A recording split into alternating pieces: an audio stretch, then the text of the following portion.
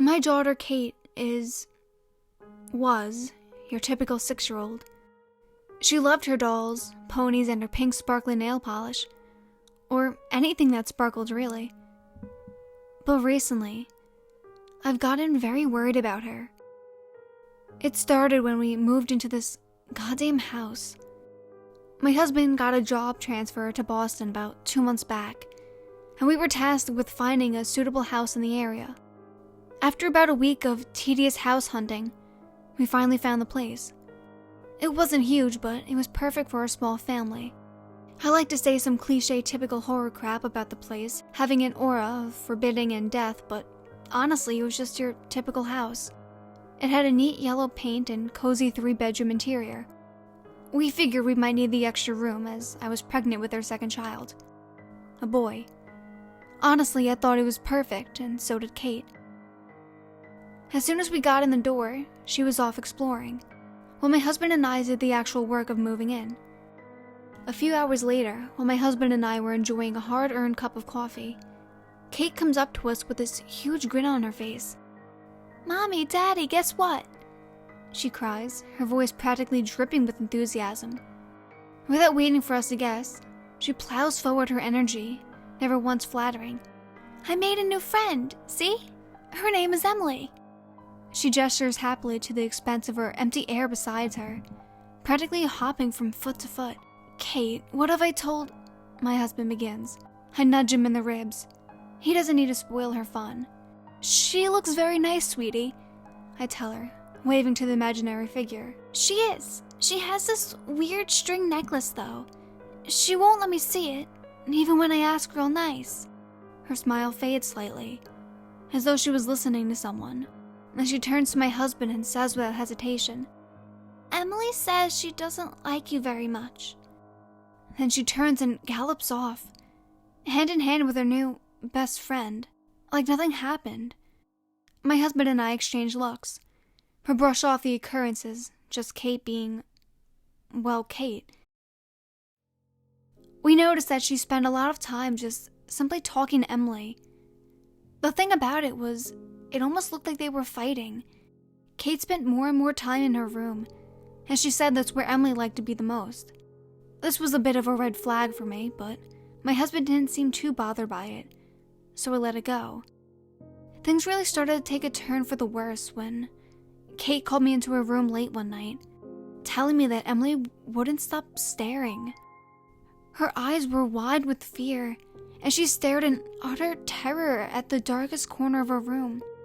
"Tell her to stop making those scary face," she whimpered, pulling the covers over her head.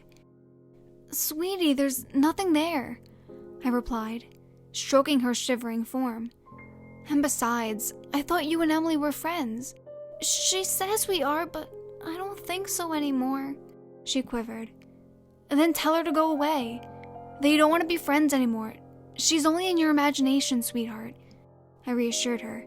She seemed somewhat comforted by this, so I kissed her on the head and told her that I'd see her in the morning. As an afterthought, I placed her old baby monitor in the room in case she should wake up scared in the middle of the night. There was something about her words that didn't sit right with me. I noticed over the next week or so that Kate spoke less and less. Her eyes would glance hastily to certain parts of the room before refocusing on the shag carpet flooring. She was really scaring me now.